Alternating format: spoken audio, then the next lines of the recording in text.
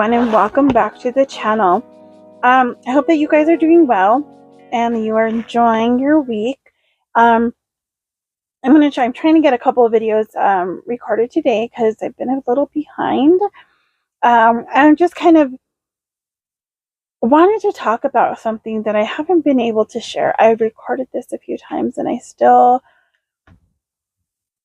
haven't found a way that it sounds right. Have you ever just sat there and just like talked to the camera if you have a channel, and then you listen to it and you're like, that made no sense. What was I thinking? And a lot of it is because I'm worried. I'm wondering, do they even want to hear about this? Do they care? And I think about it, I'm like, well, I want to make content that is a blessing and encouragement and inspiration to you guys.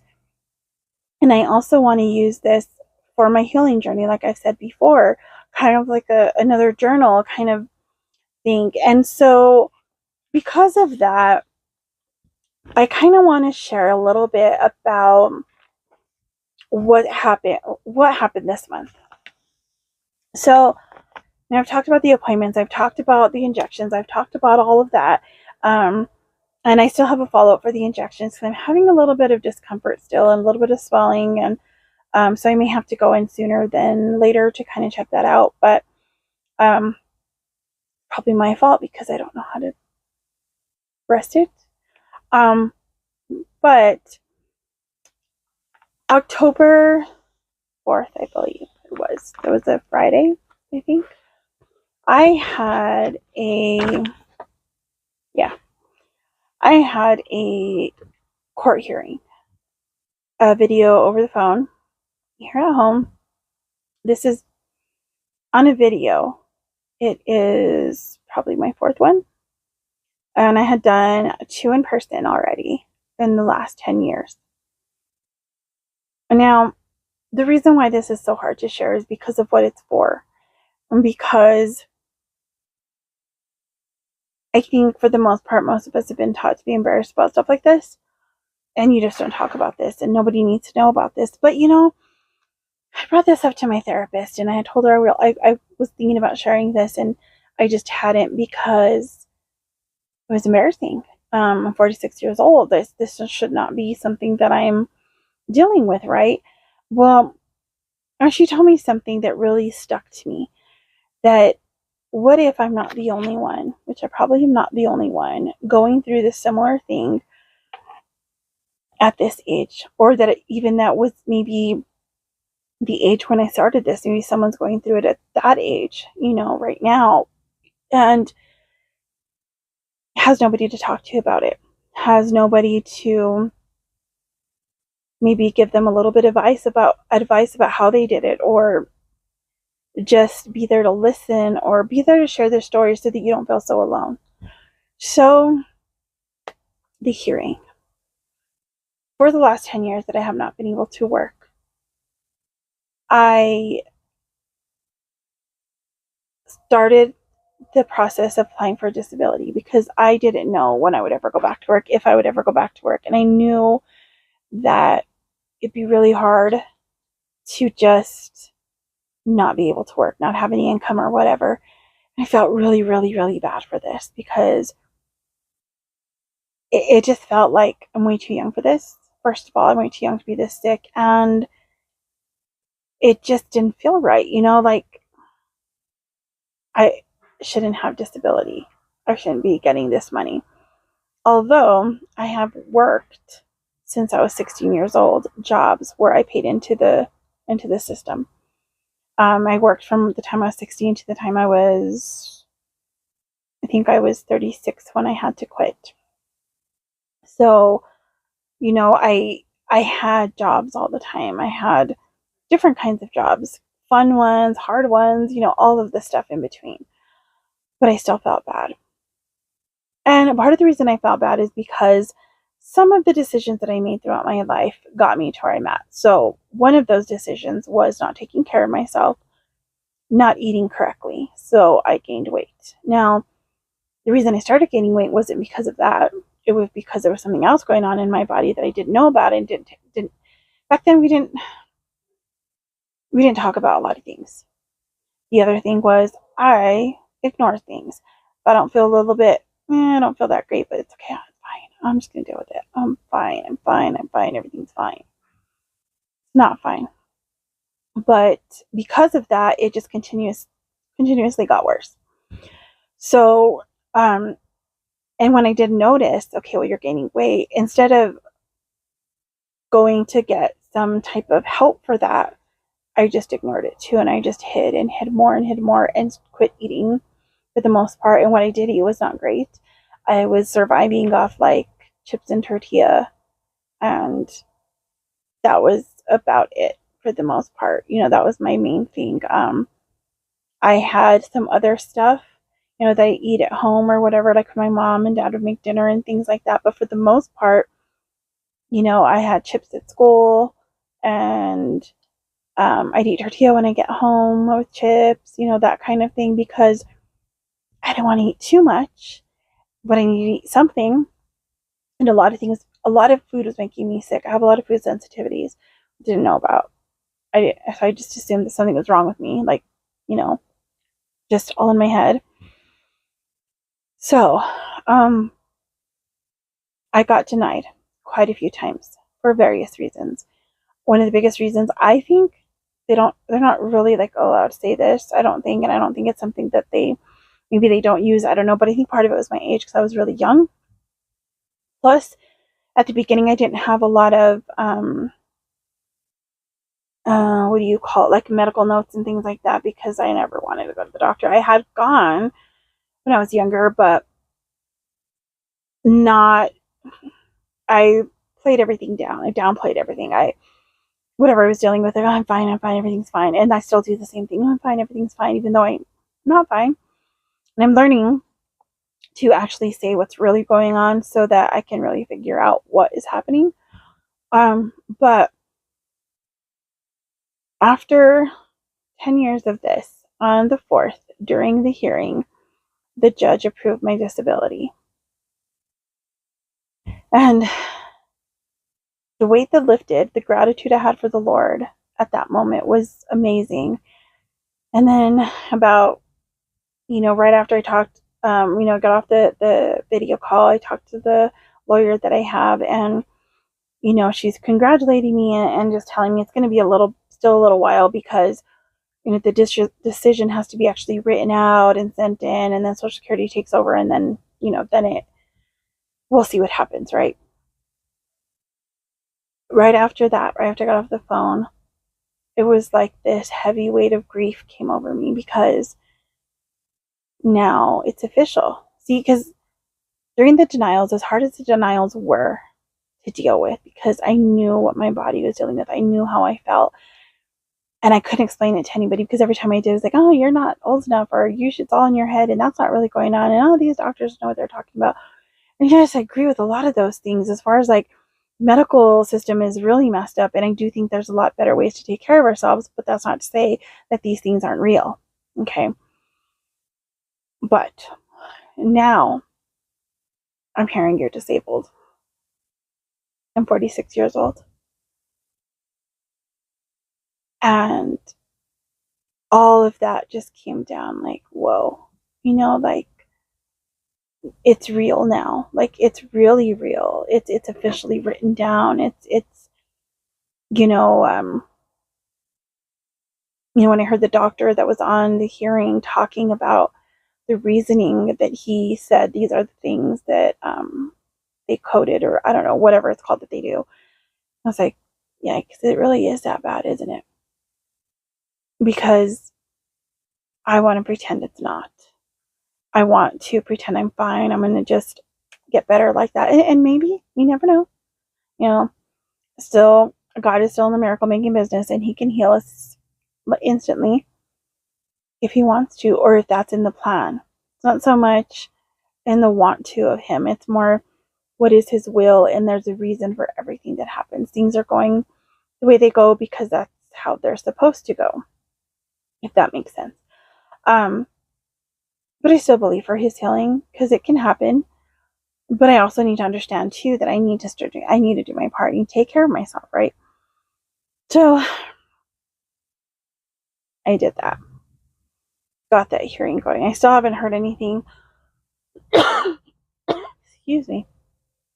Still haven't heard anything about anything.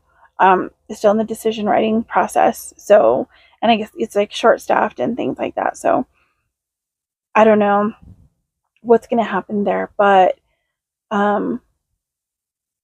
I still don't know how to feel about this. Like, I am grateful because this is going to help us financially, and it's kind of helps me in a way to say, hey, slow down. This is real. Take care of yourself and stop pushing, stop being the human doing and the people pleaser and doing all the things you're not supposed to be doing. Instead, do what you're supposed to do, and everything else kind of weigh the options. If you can do it, do it. And you'll know, like, you know when you're supposed to do something and when you're not. See, and I was talking about this with my husband and just a while ago, and I tend to jump in to do things really fast and really, I'm going to take care of this. I'll make sure it's done. I'll make sure, because I can't trust somebody else to do this. If not, it won't get done right. I'm going to do it so it can be done right. And then it's also about just a term or a phrase that I had never even thought of was managing other people's emotions, is what I try to do. I try to manage. My sister has told me a few times, my youngest sister, and it's really funny because I never really realized it. She said, "You're a control freak," and it's not like I'm trying to control other people's lives. I'm trying to control myself in the ways of no emotion. I control I don't have them. No, I don't want them. I'm going to control them. I stop them before they come. I also try to manage other people's emotions by being whatever I'm supposed to be for them to be happy. So it's kind of like, if I notice things going on, I know they're a little upset or something, I need to be quieter or fix something or do this for them or make sure this is really nice and neat and whatever. And, just kind of figure it. So I'm always on edge, always worrying, always trying to get this done or that done or whatever. And it's really hard to unlearn that. And so not diagnosis, but I don't know if it's a diagnosis, I don't know, being disabled is kind of helping me to say, hey, I need to say no. I need to learn how to sit and manage myself. I need to sit. I need to be still and let God do some things and stop trying to pretend that I can do it all myself. I need to let other people do what they need to do. And when they need my help and I can do it, I will do it. These injections were one thing that taught me that too, because boy, have they been, it's been a thing for me, because I was not expecting any of this. I didn't know what it was going to be like. And I'm kind of dealing with a little bit of, I'm not sure if it's, I don't know. Because right now, I just called them because I had to get a follow-up. And I don't think she gave me the card. And if she did, I don't know. Because I told her I was a little loopy afterwards. But yesterday it was swollen. And I don't know if it's because I was lifting things I wasn't supposed to. Because on the paper it says you can go back to doing your regular things in 24 hours. But like I was telling Diana and Rachel today, maybe that meant that get back to doing, normal things, like wash the dishes or, pick up a few things here and there, like normal household things or whatever you do, go to work, do work or whatever. Not lift bags of cat food at Walmart because you need to get it and nobody's with you, instead of just asking for help. Or going and picking up a food box yesterday, and I got a video. I thought I got a video to show you all the produce that they gave because it was so pretty, and can't find the video. I either deleted it or I never took it and never hit record, because I do that sometimes. But I stood up I had to load it into my dad's truck because I had the truck with me. And on the way in to take it back to him, I stopped there first, waited, And instead of having one of the guys that was there help me take it to the truck and load it, which they're helping other people and they are willing to help anybody. No, I think, oh, these other people are older, these other people are whatever, and I'm young enough, I can do this. And so I did that. So then last night and yesterday I was feeling sick too. I don't know. I was just feeling so weird. With a lot of pressure in my nose. Like I was gonna get a bloody nose and like a headache on one side, and I was just dizzy all day long, and I was like, I don't know if it was like a migraine thing or what was going on, just not feeling well in my body. And not sick like a cold or anything like that, just not well. And so when I came home, I was putting my laundry that I'd washed the day before. I needed to finish putting it away. And I had Ben help me. I did finally just say, okay, can you do this? Because if not, I know I would do it. And I still did stuff I shouldn't have done because I was trying to be fast because I wanted everything fast. Another lesson I need to learn. But anyway, afterwards, my back was like feeling a little weird. And so I had him check it out and he said it was swollen, a little swollen, especially near the injection part. So I got my ice pack, which I have here, and it's not cold because I forgot to put it back in there. And I love this little ice pack. It's so cute. I don't know why. I just love it. But anyways, I need to go put that in because I need to use it again. I called a lady today and was telling her that it was swollen, and it'll be a week Thursday, and she said it probably shouldn't be swollen or hot or anything, but it kind of feels a little hot right now.